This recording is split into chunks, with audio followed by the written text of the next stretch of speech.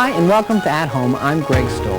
Have you looked at any ads for computer systems these days? Well, one word just keeps popping up over and over. Multimedia, multimedia, multimedia. You may be wondering, just what is multimedia? Here to explore this exciting change in home computing with us is Jim Hyde, award-winning columnist for Macworld magazine and author of the Macworld New Complete Mac Handbook and Interactive CD.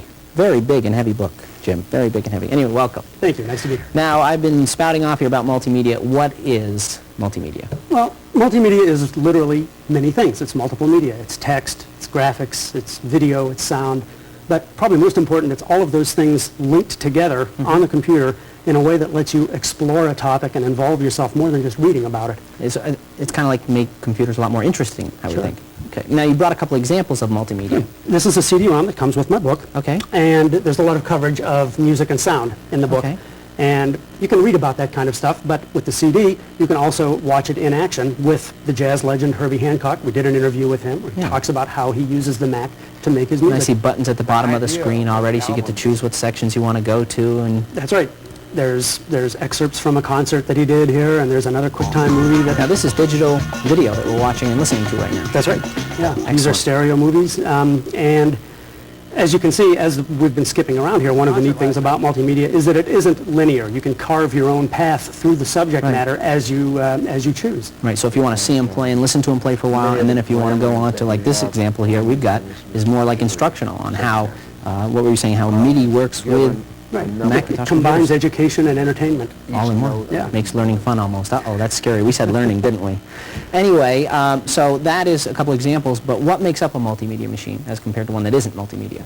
Well, the real centerpiece of a multimedia system is a CD-ROM drive. And we've got a computer over here we want you to show people at home. That's right. This machine has an internal CD-ROM drive down here. Most computers these days come with a CD-ROM drive built inside already, because multimedia has become so hot. Yeah. And this is a Windows machine. On the Windows side, you also need a component called a sound card. And again, a lot of Windows machines come with sound cards built into them. This is the sound card in this case. Why do you need a sound card? Well, because Windows machines don't come with very sophisticated sound circuitry, unlike the Macs. And like those little AM radio tinny speakers that used to take apart? Tinny speakers and one or two chips that are really just designed to beep when you do something wrong.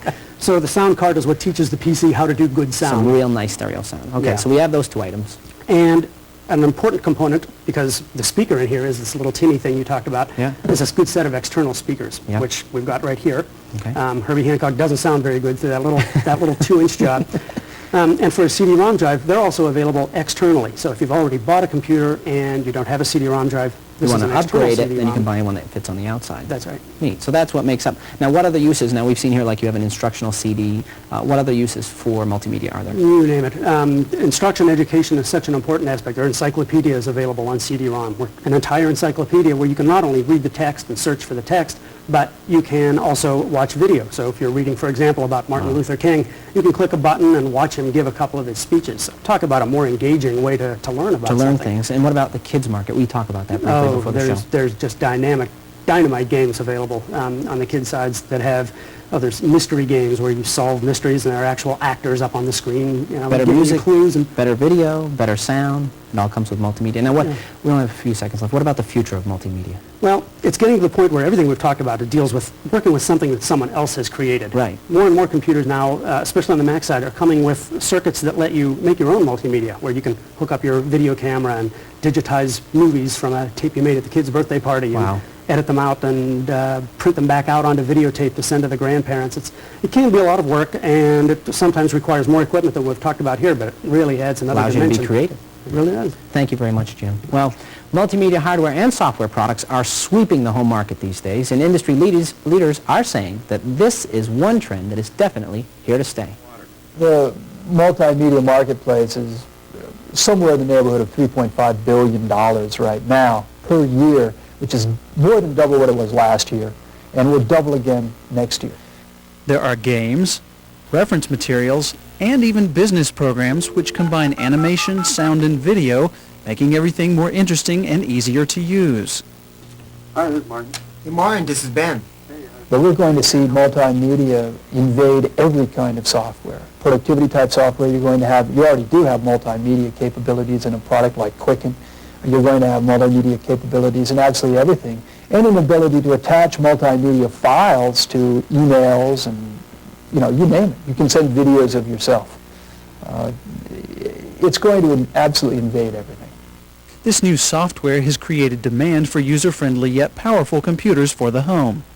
Compaq's Presario and Packard Bell's multi-purpose line are among the new machines that are multimedia ready right out of the box. The future direction of multimedia hardware is heading in the direction that really includes high-quality sound and full-motion video. Those are two areas that the personal computer environment for consumers is really going to take a big jump with later in 1995. In addition, companies like Packard Bell are even changing the shape of the box your CPU comes in so that it will fit in any space in your house, making sure home user demand continues to grow. For At Home, I'm Giles Bateman. When we come back, we'll show you how to turn that drab old computer of yours into a flashy and fun multimedia machine. Don't go away. Log on to CompuServe, join our Computers on Television forum. Go PCTV to find out the latest show information, talk to our producers, or download product demos.